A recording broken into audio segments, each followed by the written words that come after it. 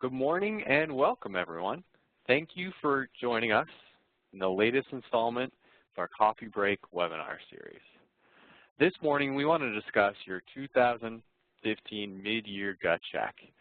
As we close out the month of June and we're at the midpoint of the year, we want to ask the senior leaders of Treasury Management businesses how their business is performing and what direction is it heading in. And is that direction good or is it bad?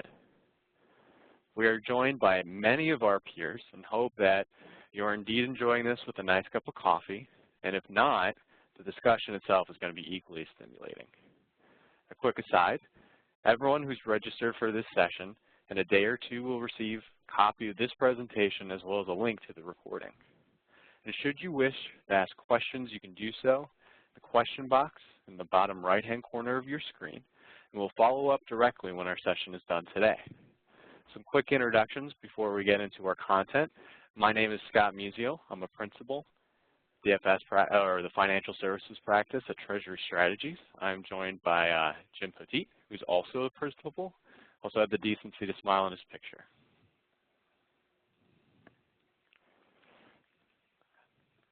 So to open up, we want to talk about the 4 questions we're going to review today to define the state of your treasury management business. Are you on pace to meet your goals? Looking at the progress you've made this year, are you tracking towards your start of year commitments for your own business? And are you supporting the bank in supporting their goals? Are you valued appropriately within the bank? Is treasury management visible enough to get the resources and investment dollars that it needs to flourish? Is its value to the bank understood internally?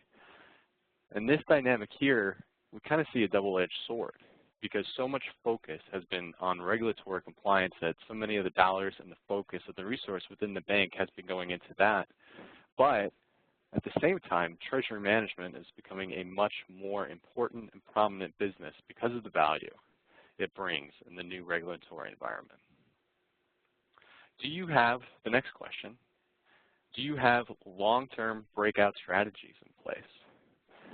The last few years, so much focus has been on keeping up with the pace of regulatory compliance, and you've also been dealing with low rates and not a lot of excitement about liquidity management and dealing around that.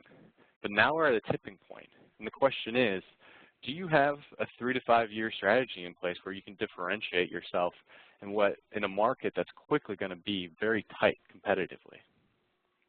And finally, do you have any gaps in your short-term or long-term strategy?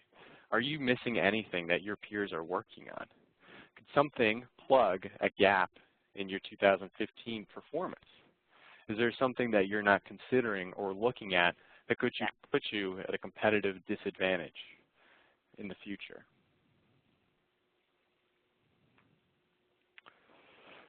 So looking at 2015 results so far, we chose 4 global banks that actually report on their treasury management revenues to take a look at what some of the trends in the business now. If you look all the way to the left, if you compare the performance from full year 2013 to 2014, you see pretty stable growth across Bank of America, Citibank, Deutsche, and JP Morgan. And you see a range of 1 to 3, which is essentially what the industry has been growing at since the end of the crisis. Now when you look at the first quarter of 2015, you start seeing some contraction in revenues, and you also see Deutsche specifically has grown pretty aggressively. And these 2 right columns are a comparison of the first quarter this year versus first quarter last year, as well as quarter 4 of last year. And since these numbers are all the same, this actually suggests that the revenue trends throughout last year, 2014, were pretty stable quarter to quarter. And some of these changes that we're seeing now actually are concentrated in just the first quarter of this year. And this reflects, as a microcosm, what we are expecting in the treasury management market. As I mentioned before, we see that we are at a tipping point. After years of bank mergers and consolidation and low rates, we are expecting that there's actually a lot of share out there for play. And the banks that are aggressive to grow their business can do so. And just some notes on what banks are talking about driving these results. Deutsche credited their growth to international expansion. They said a lot of this was from success they've been having in the Americas and Asia. They also mentioned this is the biggest single quarter for their transaction business that they've ever had. Bank of America, while they didn't comment specifically on global transaction services, they did mention that they're seeing a lot of negative net interest income adjustments, push out of costs from LCR requirements, as well as compression from loan spreads. So you're seeing a lot of downward negative pressures in that business.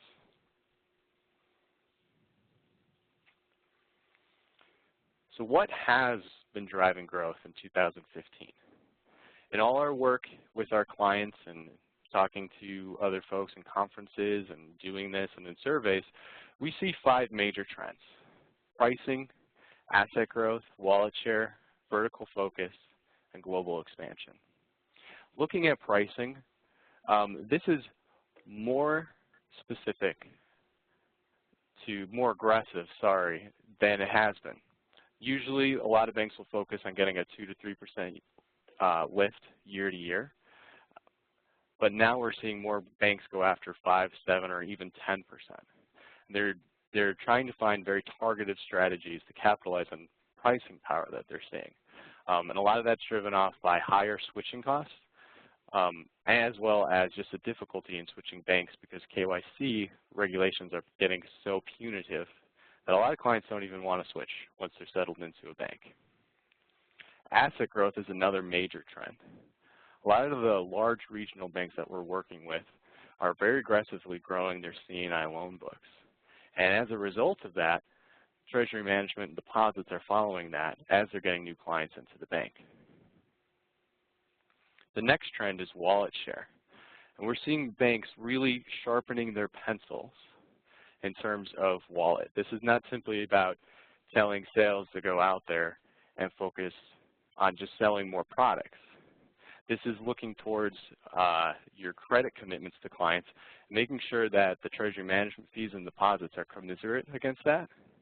This is also looking at the industries that your clients are in, making sure that the wallet you're capturing is what you should be given what a typical client in that industry would be.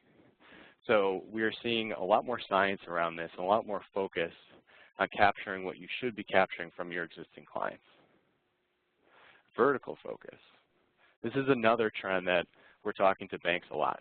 5 to 7 years ago, the questions we'd be getting from our clients would be, should I be specializing in industries? Or it would be a little more reactive to, I know I have these industries in my portfolio, how can I best serve them? Now the questions that we get are, which industries do I specialize in? Now that the Treasury Management market is extremely mature, we see banks really pushing to create an identity. And industry vertical focus is a big part of that. Finally, global expansion is a driver of revenue growth. And this is actually twofold.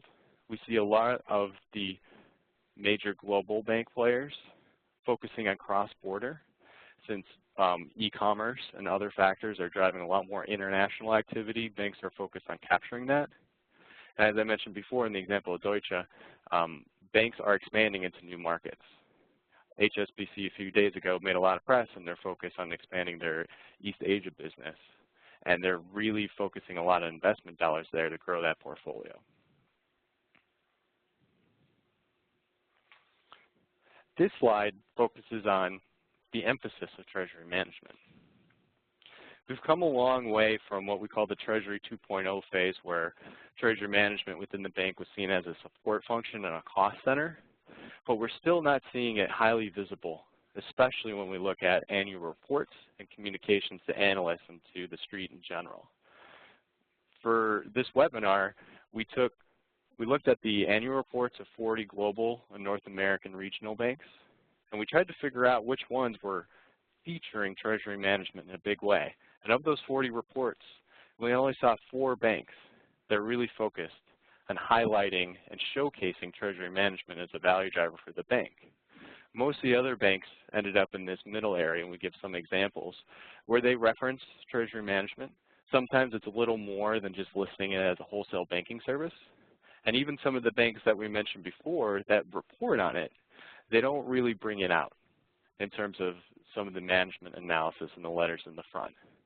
And then at the far right of this slide, we see a lot of banks still don't even refer to Treasury Management in their annual reporting.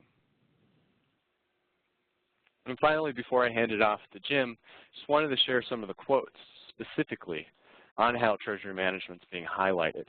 So we pulled some sample quotes from the annual reports, and you'll see that there's a lot of focus on product and technology in terms of how this improves the client experience. The Comerica example, the middle one on the top, is a big example here. And then we also see that Citizens Bank in the U.S.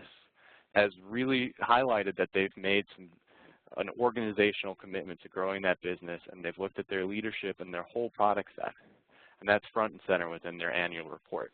And then finally, Fifth Third has been touting what they believe are aggressive growth prospects. They think they can grow the business double the industry rate, and they're highlighting some of the product innovations that they've gotten patents for, as well as notes in the Wall Street Journal.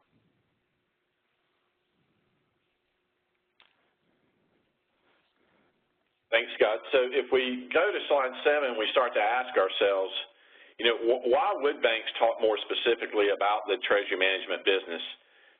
I think the reality is it's extremely valuable, and it is a proven, sustained driver of growth at a time when non-interest income is even more important in our business than ever before. From a profitability standpoint, transaction activities generate profitable balances and further capital markets activity, which has tremendous value to the organization. We recently did a survey with a number of top banks asking for their P&L statements for the treasury management business, and collectively we saw a contribution generation levels exceeding 60% in some cases for the treasury management business, and that's just massive. Strong scale dynamics, there's shared processing capabilities across multiple business lines, and being able to leverage technology to produce high operating leverage. There's great economies of scale that are achieved within this business. We've done a tremendous amount of cost studies over the years from an operational and transaction banking standpoint, and what we routinely find are positive scale dynamics in the business. Through the use of technologies to achieve more straight-through processing, more automated error and dispute resolution processes, and then just the sheer operational efficiencies gained through lean processes and focus by the organization. Clearly, it's a stable business. Scott mentioned the clients that we talk to on the corporate side. Their appetite for changing providers dwindles given the amount of switching cost, time, and effort that it takes. And so we recognize that the revenue is diversified, it's very predictable, and the fact that deposits are considerably more stable when they're encumbered by services. And given the Basel III implications, we know banks are more tightly connecting fee businesses and deposit business, which we think is only going to add to that stability.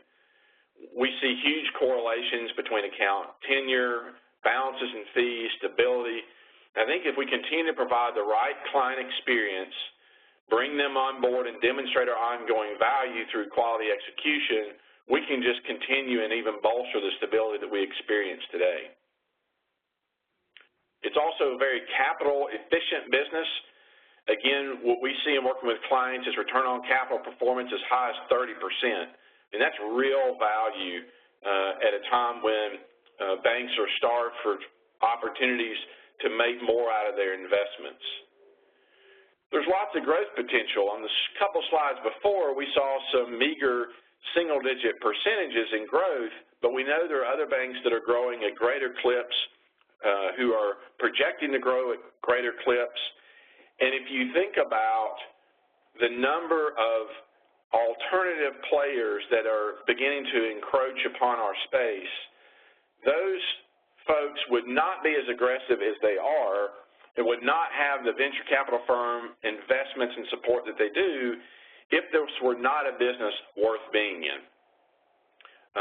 We really, as an industry, capture just a small fraction of what the corporations spend to manage their working capital today if you just look simply at treasury management fees and interchange fees. And so how do we begin to move up and down the value chain and grab more share of that potential? And then leveraging our competencies. Again, it speaks a little bit also to the scale dynamics.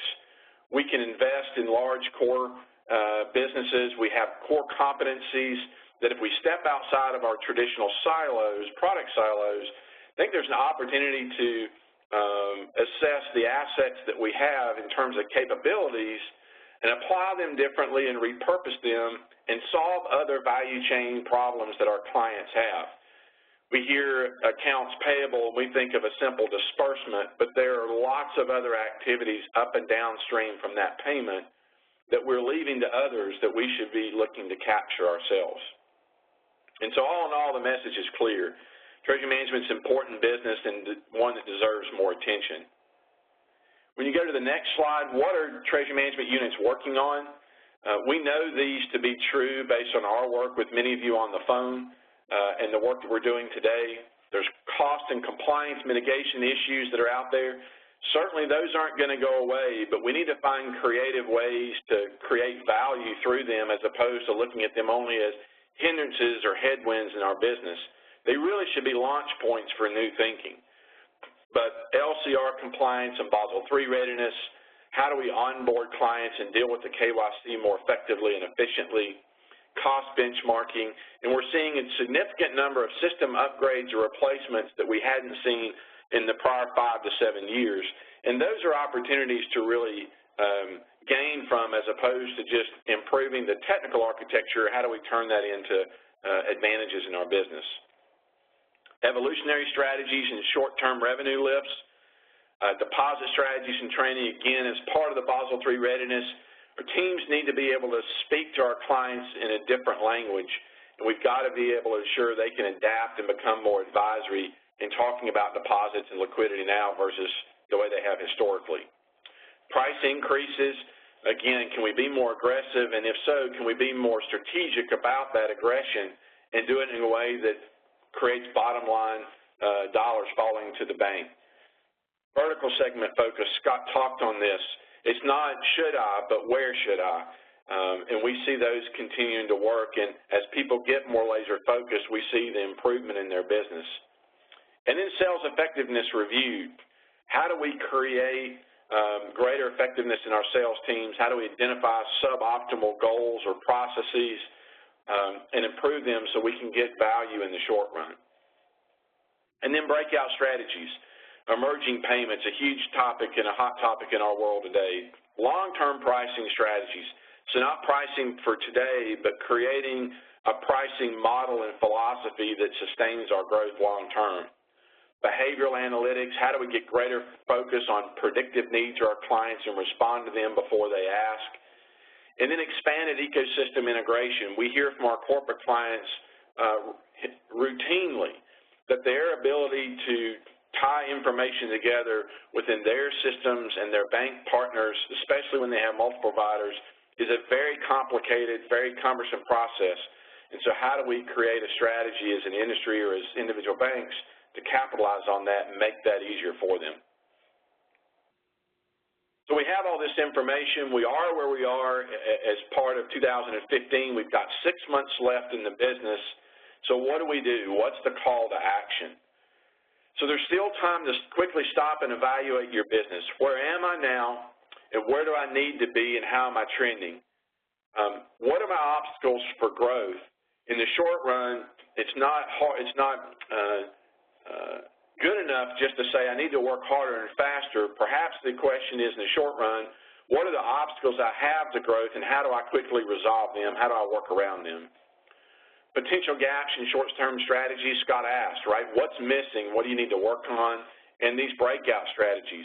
Are you really fueling innovation and critical thinking, or are you being more opportunistic? You evaluate your business. Now we've got to make some decisions. What are the quick hits that are left, and do I even know where to look? The investments that I need to ask for, we're in the throes of our 2016 planning season. Do we know what to ask for, and do we know what we need? And evaluate and introduce these long-term strategies. Most of us operate within long-term strategies and communications of those. Where are you in that strategy? Do you need to course correct, and do you need help to do that? Do you know how to course correct to be successful? And last but certainly not least, talk to Treasury strategies. This is what we do every day. We see it from the bank's perspective, the industry, and the competitive landscape. We see it in talking to our corporate clients. We see it in talking to the fintech suppliers and innovators in our world. We have a strong knowledge of this business. We know where the growth levers are. We know how to cut through the noise and find them. We have over 30 years experience in this business, and we know how to bring the science alongside the art to be successful. So the year's not up. We've got a good, strong fighting chance to reach our goals if we know and are quick about the course corrections we need to make, and we have all the right resources and the knowledge to be successful. The year's not half over. The year has 6 months left to be amazingly successful, and that's the way we would challenge you to think about the rest of your year.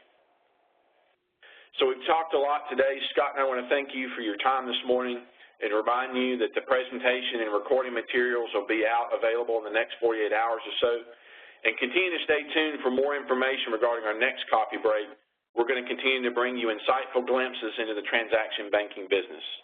We certainly hope you have a great day and a successful rest of 2015.